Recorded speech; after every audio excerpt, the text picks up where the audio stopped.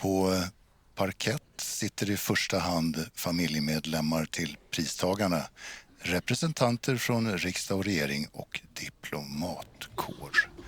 Varje pristagare får ju ta med sig 14 gäster.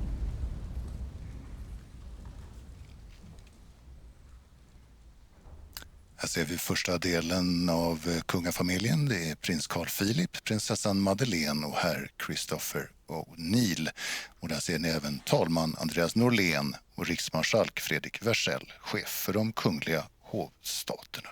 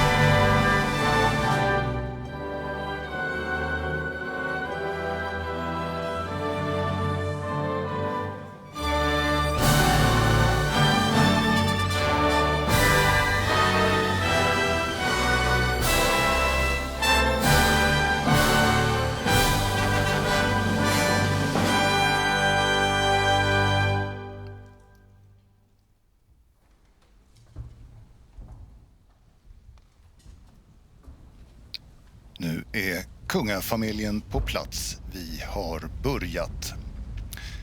Pristagarna är nu på väg in på podiet och de gör det till tonerna av Wolfgang Amadeus Mozart. Marsch i D-dur.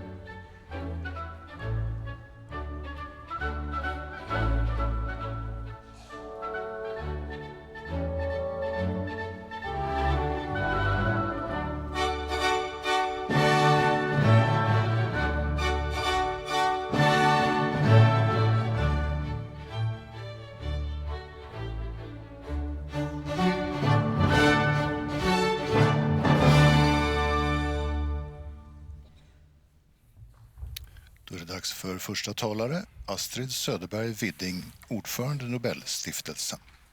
Your Majesties, Your Royal Highnesses, esteemed Nobel Prize laureates, Excellencies, ladies and gentlemen. On behalf of the Nobel Foundation, it is my great honor and pleasure to warmly welcome you all to the 2025 Nobel Prize Award ceremony. In particular, I wish to welcome the Nobel Prize laureates, their families and friends. As we gather here in Stockholm for the festivities to celebrate this year's laureates, it is against a dark backdrop in the world at large. With its rapid, unpredictable, paradoxical, and tangled developments, it may seem hard to inspire trust and confidence in the future. In this world, Alfred Nobel's visionary legacy is a forceful reminder of the transformative powers of science, literature, and peace. Science is a lingua franca for humankind in exploring and expanding the frontiers of human knowledge. It is international in nature, and it creates a scientific community across borders, values that extend beyond the limits of science itself. This is particularly important to emphasize in times of division, polarization, and conflict on a global level. The prizes honor Nobel's principle that, I quote, "No consideration be given to nationality, but that the prize be awarded to the worthiest person," unquote. This year, the Physics Prize is awarded for experimentally establishing macroscopic quantum mechanical tunneling in superconducting systems, leading towards technology for quantum computers. The Chemistry Prize for the development of stable, extremely porous materials, materials that can be tailor-made to capture carbon dioxide, store hydrogen, or deliver pharmaceuticals in the body. And the prize in Physiology or Medicine for the discovery of a crucial complementary mechanism that prevents the immune system from attacking healthy organs, thus raising hopes for treatments of autoimmune diseases and new cancer therapies. They demonstrate how fundamental research, awarded for the greatest benefit of humankind, can also lead to groundbreaking applications. The prize in economic sciences in memory of Alfred Nobel for analyzing and modeling conditions for sustained growth lays bare the importance of scientific understanding of technological breakthroughs and how inventions lead to old companies losing out to new ones, that is, the role of creative destruction.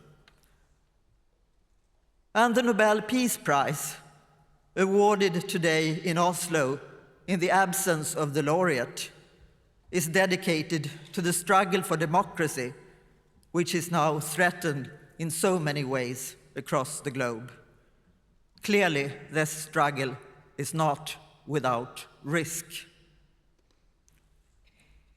Last, but definitely not least, the prize in literature this year is awarded to an authorship where melancholy and apocalypse seem to dominate the picture, but where the force of art and creation, unfathomable as it is, may still transcend the dark and violent powers.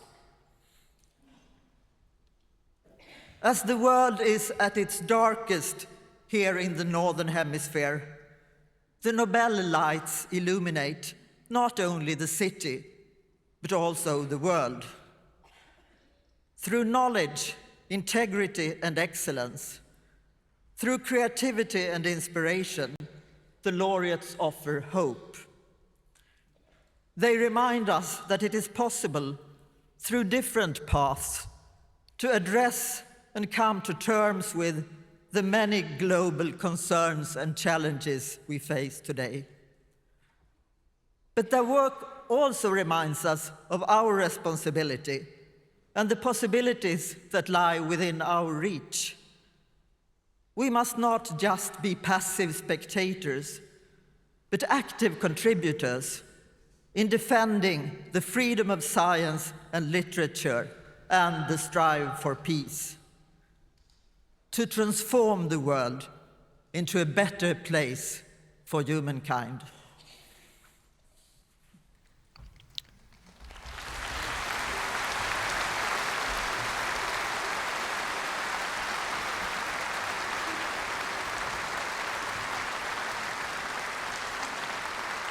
Nu blir det musik. Dove sono ur Figaros bröllop, Wolfgang Amadeus Mozart. Sono ansiosa di sapere come il conte accolse la proposta. E quanto ardito il progetto mi par. E ad uno sposo si vivace e geloso. Ma che malci, cangiando i miei vestiti con quelli di Susanna e suoi con me, ai favor della notte. Oh cielo, a qual umil stato fatale io son ridotta da un consorte crudel, che dopo avermi connesto inaudito d'infedeltà, di gelosia, di sdegni,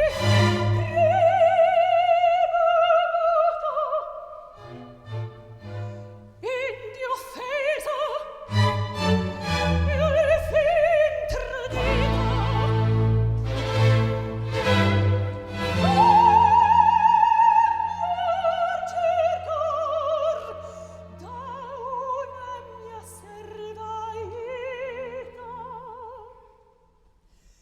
Tu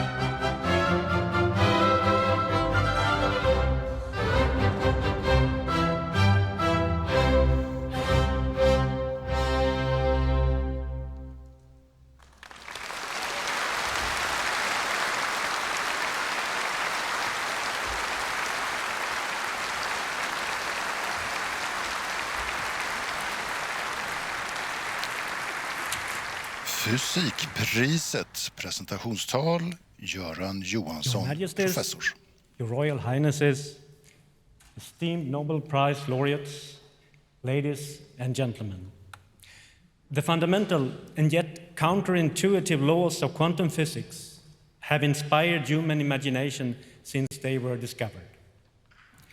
100 years ago, in the summer of 1925, Werner Heisenberg discovered matrix mechanics while escaping pollen and hay fever on the tiny rocky island of Helgoland in the North Sea. In December that same year, Erwin Schrödinger took a train through 19 tunnels to reach the small, beautiful mountain village of Arosa in Switzerland, where he first wrote down his wave equation, which governs the motion of quantum mechanical particles during a Christmas skiing vacation. Based on Schrödinger's description, it was immediately clear that if an electron could go skiing, it would somehow simultaneously explore the path both to the left and the right of any tree down the hill. When you and I ski, not choosing a specific route around the tree would lead to a painful disaster. Furthermore, quantum particles can explore the other side of seemingly impenetrable barriers as if they dig their own tunnels on the fly, while Schrödinger's train certainly needed real tunnels. Our human bodies, as well as trains, exclusively consist of quantum particles. So how come we have no personal experience of such quantum tunneling? The main reason is that these striking quantum features are extremely sensitive to interaction with the environment. Large composite objects upon which we build our intuition interact far too strongly, both with us and with the rest of their environment, to behave in a quantum manner. Thus, to observe fragile quantum effects in larger systems, they need to be very carefully isolated, even more than what Heisenberg and Schrödinger themselves needed for their initial theoretical discoveries. This year's Nobel Prize laureates in physics, John Clark, Michel Devoret, and John Martinez, managed to give billions of... Oh, sorry. You can wait a little. I have...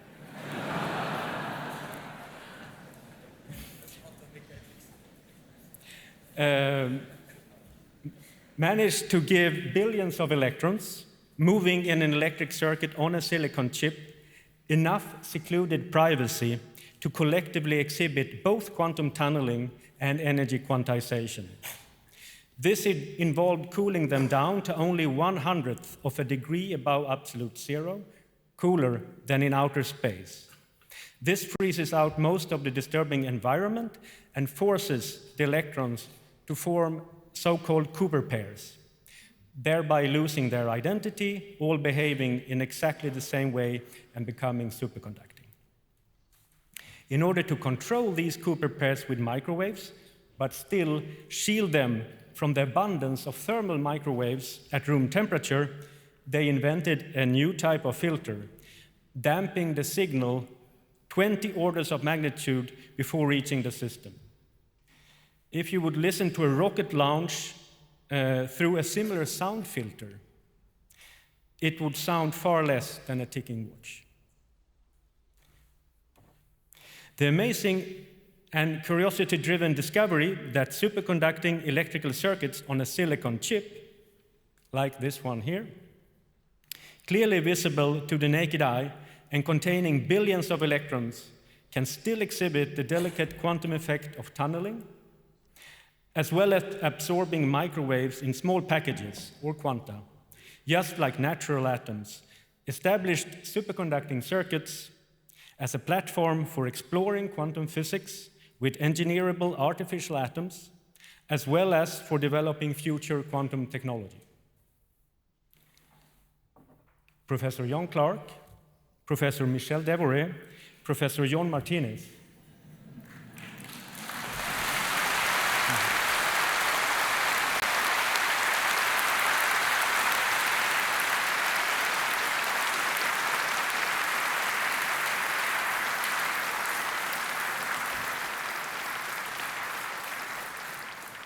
you have been awarded the 2025 Nobel Prize in Physics for the discovery of macroscopic quantum mechanical tunneling and energy quantization in an electric circuit. It is an honor and a privilege to convey to you, on behalf of the Royal Swedish Academy of Sciences, our warmest congratulations. I now ask you to step forward to receive your Nobel Prizes from the hands of His Majesty the King. Först ut professor John Clark, Cambridge, Storbritannien, född 1942.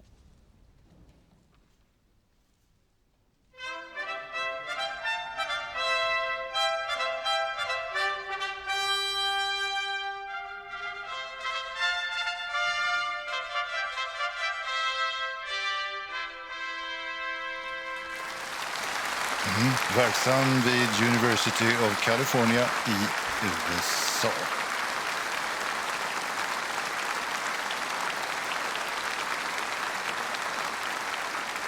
Michel Devoret och John Martinez, de har varit vänner sedan 80-talet. Först ut nu, Michel Devoret.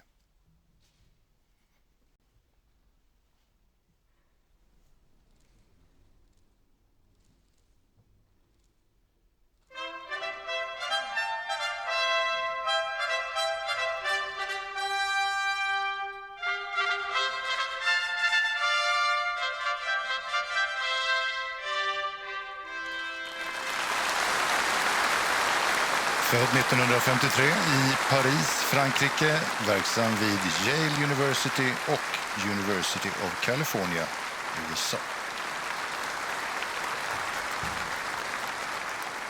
När de båda herrarna träffas för att umgås, då är det film och promenader som står på tur. John Martinez.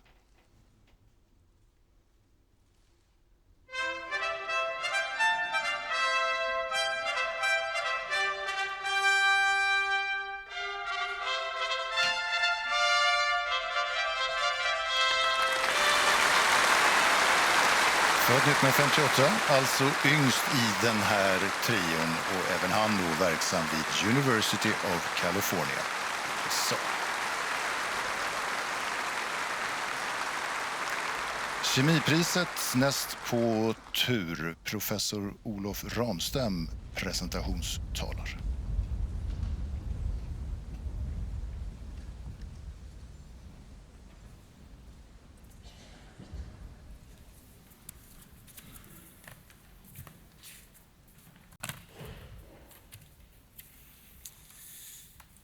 Your Majesties, Your Royal Highnesses, esteemed Nobel laureates, honorable colleagues, excellencies, ladies and gentlemen. Consider for a moment the importance of holy materials, porous structures that can be used for a large variety of purposes while accommodating smaller entities into their many cavities. How would one make the wholes? In other words, how would one make nothing from something? Well, one may think of a subtractive manufacturing method where material is removed to create the cavities. However effective this method might be, this may not be very practical at the molecular scale, perhaps especially when the holes are of nanometer size. A better method could be to use an additive manufacturing process. In this case, the holes would be indirectly formed by adding the materials surrounding them. Even better would be if the added building blocks could arrange themselves in a kind of programmed assembly process. Doing this by means of chemistry at the molecular scale is very challenging. Nevertheless, this is what our laureates have developed and perfected, leading to what is called metal organic frameworks, or MOFs. For this, they adopted coordination chemistry, where metal-based nodes are linked together with organic or carbon-based molecules, thereby creating a whole lot of nothing. Ordered nothingness, the holes inside. Richard Robson, for example, produced a diamond-like material with spacious cavities based on the assembly between copper ions and tetratopic or four-armed organic molecules. He also conceptualized the process and demonstrated the utility of such materials. Susumu Kitagawa demonstrated gas adsorption as an important application. He made a tailored MOFs that could take up or release gases such as methane or nitrogen. Kitagawa also championed development of flexible or soft frameworks. This led to controllable, shape-shifting materials where the whole structure can be varied upon demand. Omar Yagi demonstrated that stronger interactions between the building blocks led to greatly improved properties. For example, he developed an iconic MOF structure, MOF5, which exhibited not only very high stability, but also a very large surface area. The MOF contained thousands of square meters per gram, which also showed that the MOFs are competitive for industrial applications. Yagi further conceptualized the field by demonstrating how programmed assembly of MOFs can be made systematically. By varying the building blocks, large families of holy structures could be made with the same basic geometry or topology. The accomplishments of our laureates have had an enormous impact on our society. Their remarkable chemistry has enhanced our capabilities and considerably widened and deepened our knowledge and understanding. As a consequence, the field has expanded rapidly, and many thousands of MOFs have now been developed. These frameworks have been tailored for a large variety of different applications, ranging from gas storage and carbon capture to atmospheric water generation and drug delivery. Susumu Kitagawa, Richard Robson, and Omar Yagi. You have made groundbreaking discoveries in chemistry that have led to the development of metal organic frameworks. This is a truly great achievement for the benefit of humankind. On behalf of the Royal Swedish Academy of Sciences, I wish to convey to you our warmest congratulations. May I now ask you to step forward and receive your Nobel Prizes from the hands of His Majesty the King.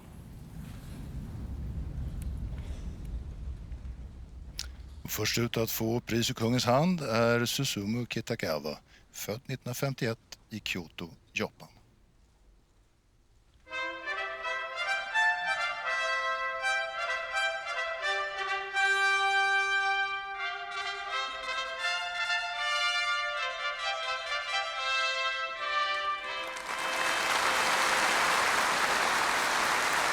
En stad han har valt att stanna i då han är verksam vid universitetet i Kyoto.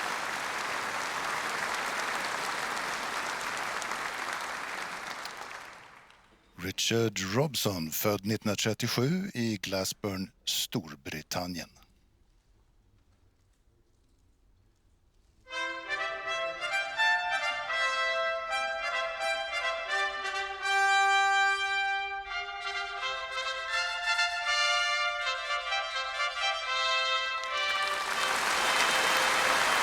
Han tog sig desto längre från platsen där han föddes. Han valde att arbeta på andra sidan jorden, University of Melbourne, Australien.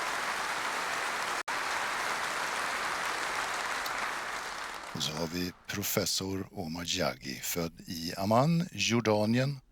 Och där har vi då ytterligare en storhet från University of California, USA.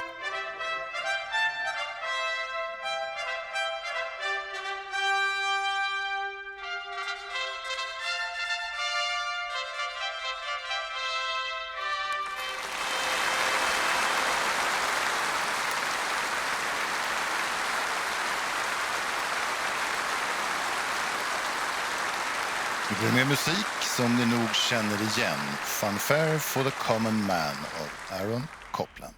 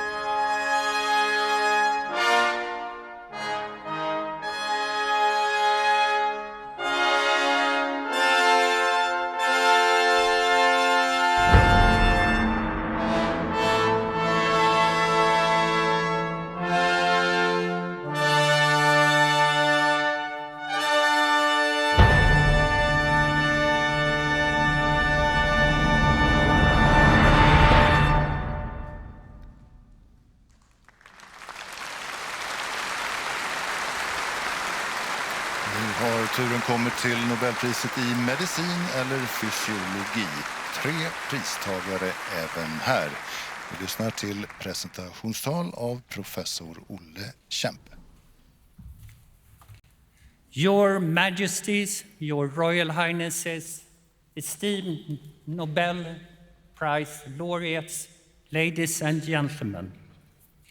This year's Nobel Prize in Physiology or Medicine honors discoveries that explain how our immune system is agile, adaptable, and skillful in defending us against invading microorganisms, while usually preventing collateral damage to our own tissues in this process. Every day, we are in intimate contact with countless viruses, bacteria, fungi, and the occasional parasites. And during today's celebrations, we will undoubtedly expose ourselves to a few more airborne microorganisms. And as we shake a great many more hands, the corresponding risk of contact transmission will increase. Many organisms are masters of disguise.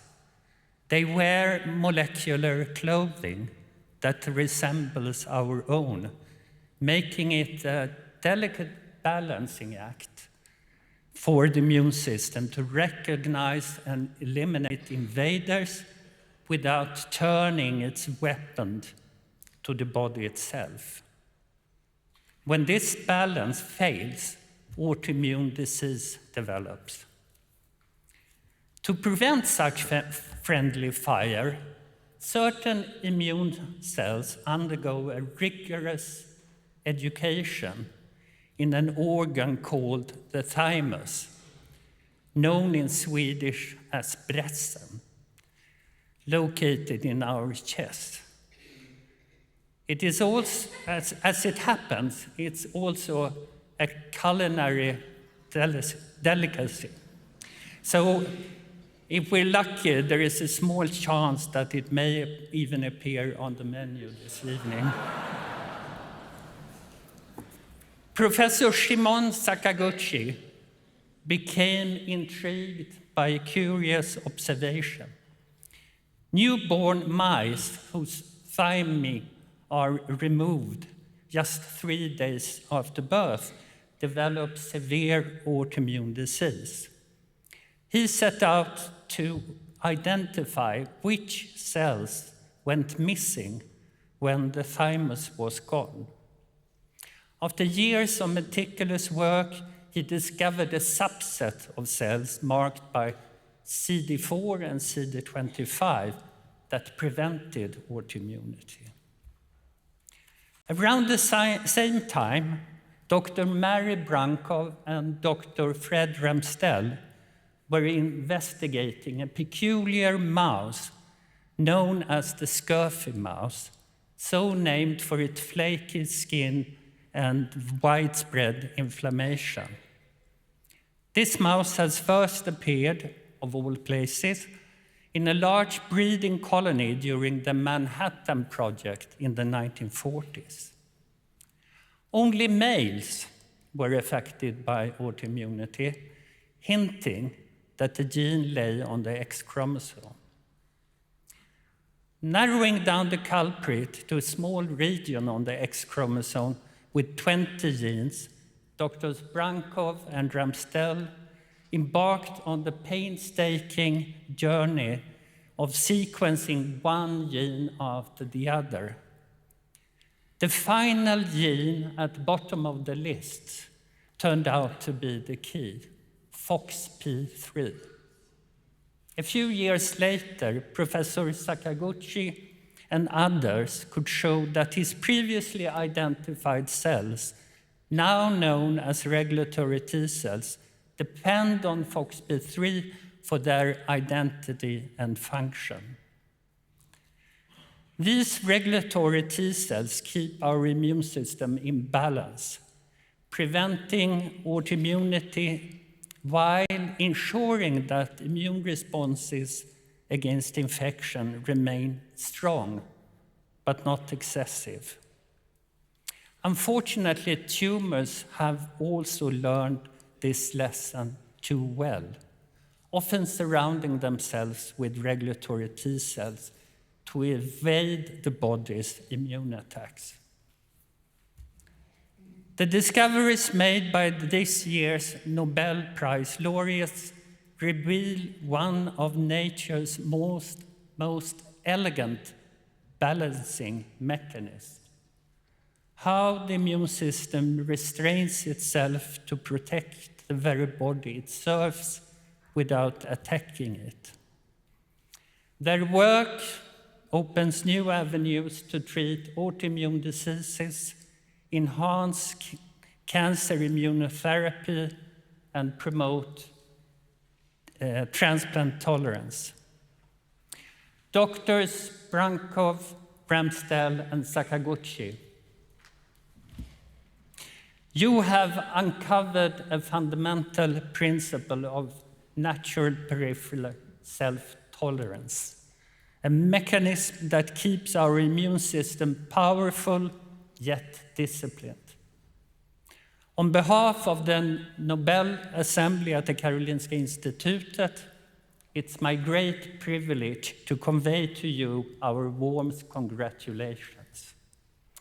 I now invite you to step forward to receive the Nobel Prize from the hands of His Majesty the King.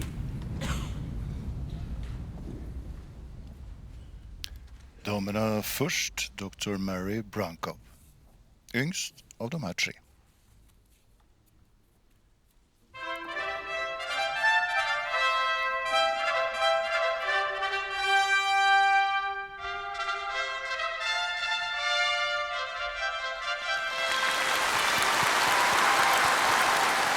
Dr. Mary Brankov är verksam vid Institute for Systems Biology i USA.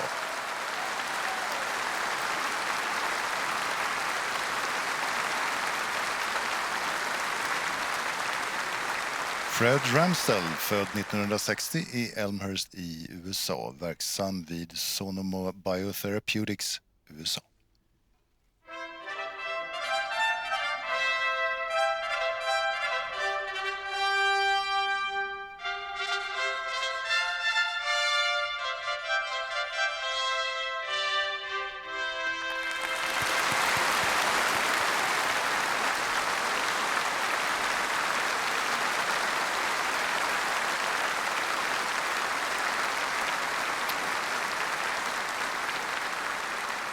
Så har vi Shimon Sakaguchi, född 1951 i Nagahama, Japan.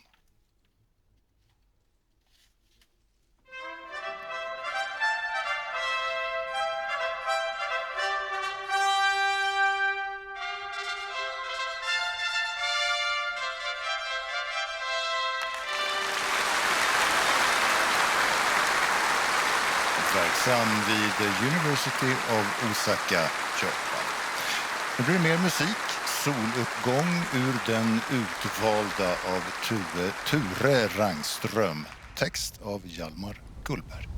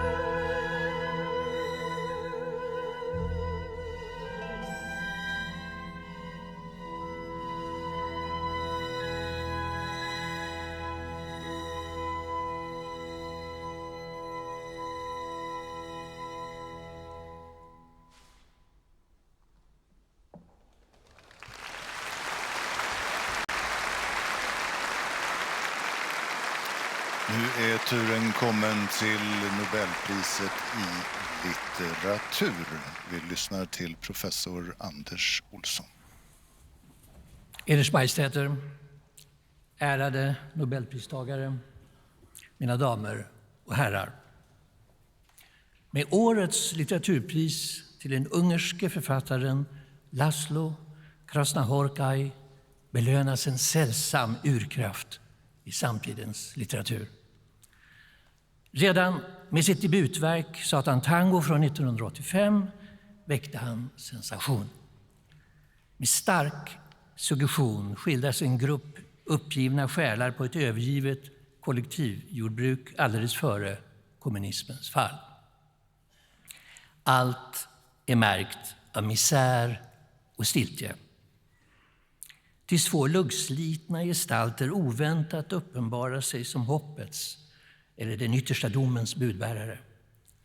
Omöjligt att veta vilket. Deras lögnaktiga förespeglingar förvrider huvudet på alla. Det apokalyptiska temat skruvas upp ytterligare i Krasznahorkais andra stora roman Motståndets melankoli, som utspelas i en liten stad i en dalgång i Karpaterna. Olycksbådande tecken visar sig överallt, mest påtagligt när en spöklik cirkus rullar in med en uppstoppad jätteval som huvudattraktion. Spektaklet sätter extrema krafter i rörelse med våld och vandalism som följd. Den brutala kampen mellan ordning och oordning gestaltas mästerligt i mardrömslika scener där ingen går fri från terrorns verkningar. I sitt följande författarskap vidareutvecklar Krasznahorkai sin existentiellt lodande epik rotad i en centraleuropeisk tradition av absurd svärta och burlesk humor från Franz Kafka till Thomas Bernhard. I samtidsromanen Herst 07769, Florian Hersts roman om Bach, låter han den unge, urstarke hjälten framträda som en helig dåre i Dostojevskijs mening. Oändligt medkännande, men med desto svagare förståndsgåvor. Med brio konfronterar han paniken i en tysk småstad i Thüringen när våldet bryter ut. Mot fonden av det lokala arvet efter Johann Sebastian Bach ställs terror och skönhet oförsonat mot varandra. I en enda mening på 400 sidor lyckas romanen både omfatta den komplexa verkligheten och överbjuda den i ett språk som blivit en form av musik.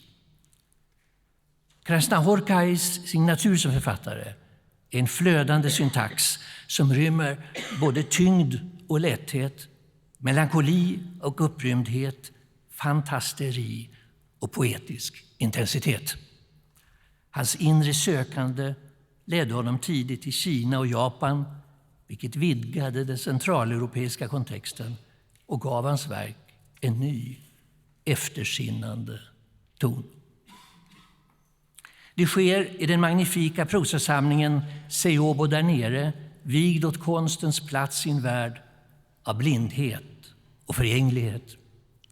Här har den europeiska desillusionen stämt möte med österländsk mystik, som när huvudpersonen i det inledande stycket på sin morgonvandring genom Kyoto får syn på en majestätisk snövit häger som absolut orörlig står i en flodfåra mitt i den myllrande storstaden.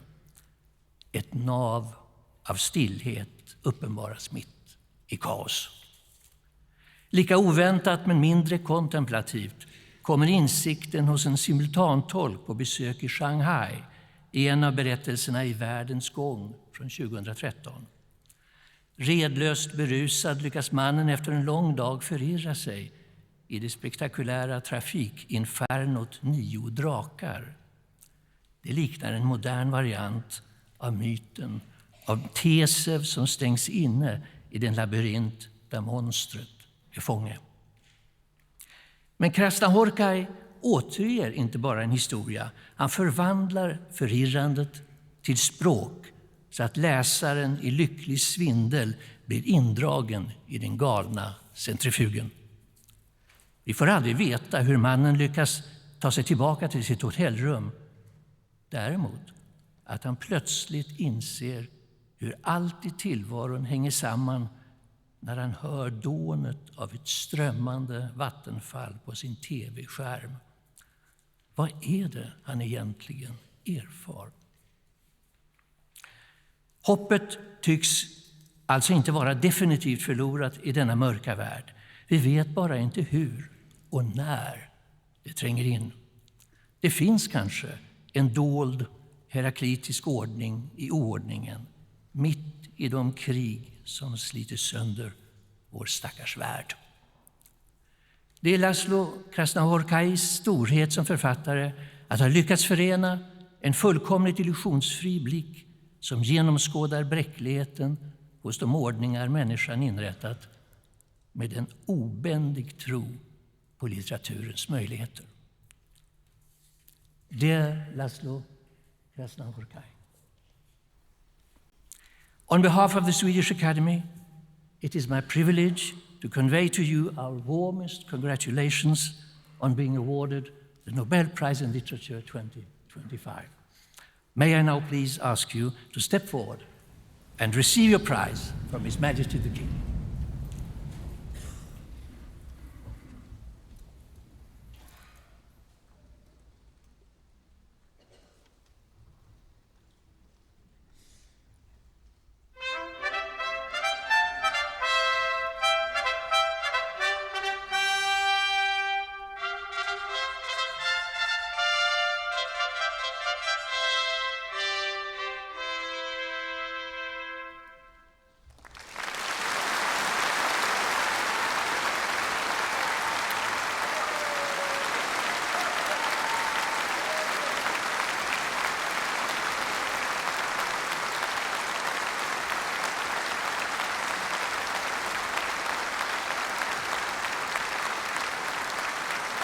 Nu blir det mer musik, Restless Oceans av Anne Klein. Och det här är som ett lättare fyspass för musikerna. Titta på deras fötter och lyssna.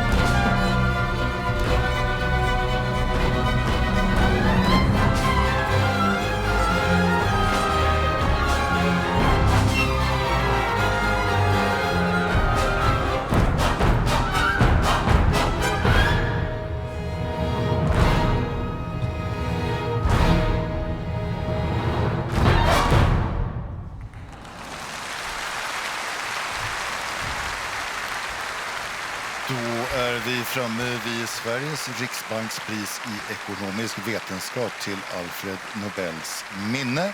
Tillväxt och kreativ förstörelse handlar det om i år.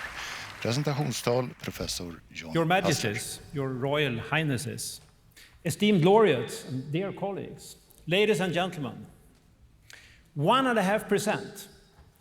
This year's prize in economic sciences is about the power of 1.5%. Close to zero, you might think.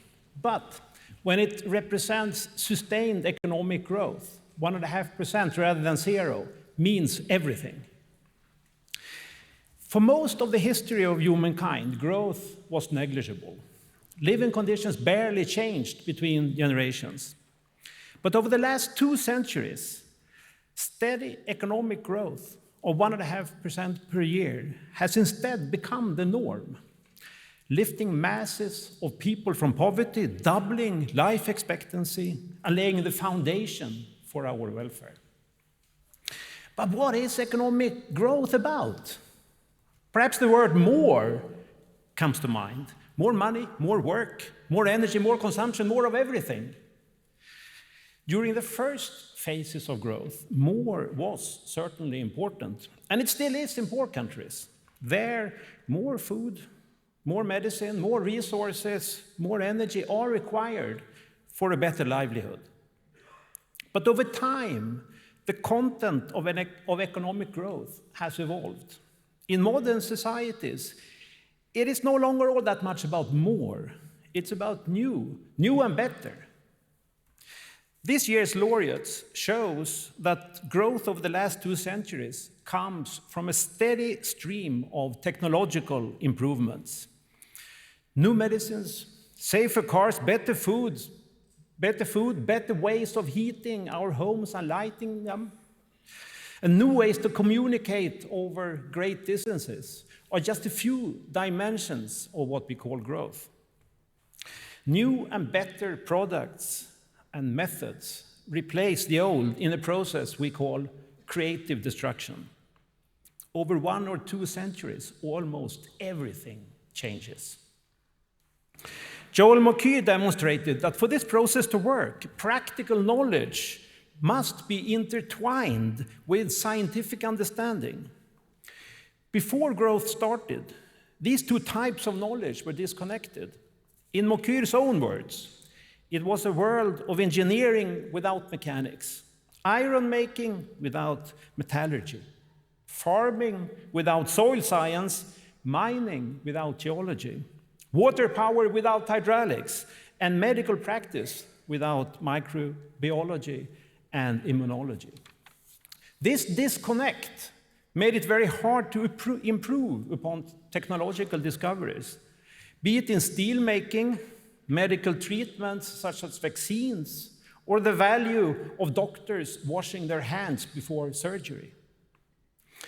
The Enlightenment and the scientific revolution changed that. Scientific understanding about why things work became linked to practical knowledge about how things work. This produced a self-propelling spiral that gave us a continuous flow of new, useful knowledge. A spiral that is still today producing new and better. Creative destruction is turbulent. Firms and jobs are continuously destroyed and replaced. By inventing a mathematical model of the whole economy, Philippe Aghion and Peter Howard showed that despite this turbulence, creative destruction results in steady growth, decade after decade. Their model and its further development have become a laboratory, producing a wealth of important lessons for society. These include that markets left alone often provide too weak incentives for innovations, but also that incentives, in fact, sometimes can be too strong. And safety nets that help workers transition to new and better jobs are required. Their work also shows that since new ideas build upon old ones, the direction of innovation is often persistent. It can get trapped in unwanted paths, such as the reliance on fossil fuels. The models show how society then can steer innovation in a sustainable direction. Joël Mokyr, Philippe Aghion, and Peter Howitt, you have uncovered the preconditions for and the mechanisms underlying innovation-driven growth. Your work provides society with a better chance to make sure that economic growth can continue and be directed to deliver new and better to mankind. It's an honor and a privilege to convey to you, on behalf of the Royal Swedish Academy of Sciences, our warmest congratulations. I now ask you to receive your prizes from His Majesty the King.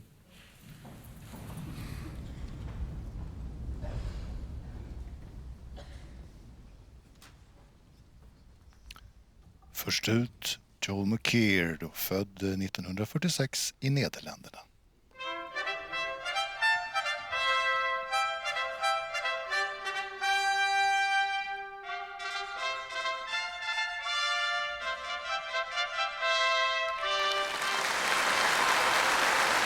Verksam vid Northwestern University i USA och i Tel Aviv University, Israel.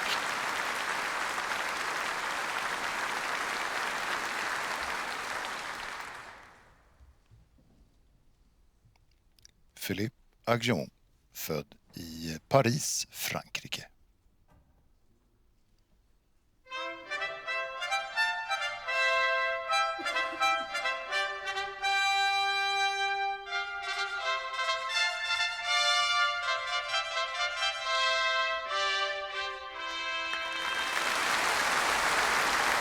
Yngst i den här skaran, född 1956, verksam vid bland annat London School of Economics and Political Science i Storbritannien.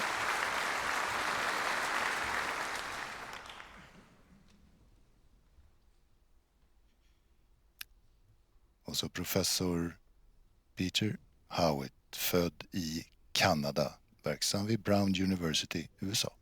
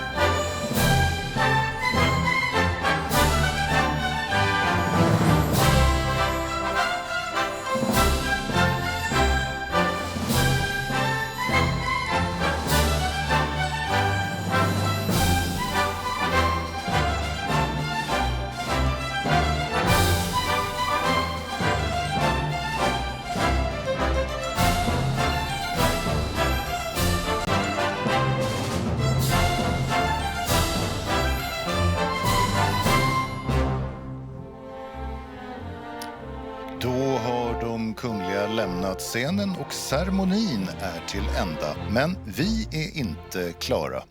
Ni ska få stifta bekantskap med Nobelstiftelsens vd Hanna Stjärne. Hon har haft sitt uppdrag sedan i januari i år. Jag träffade henne för ett par dagar sedan och vi pratade om forskning och hur det är att ta steget från journalistiken till forskarvärlden och att kliva in i Alfred Nobels värld.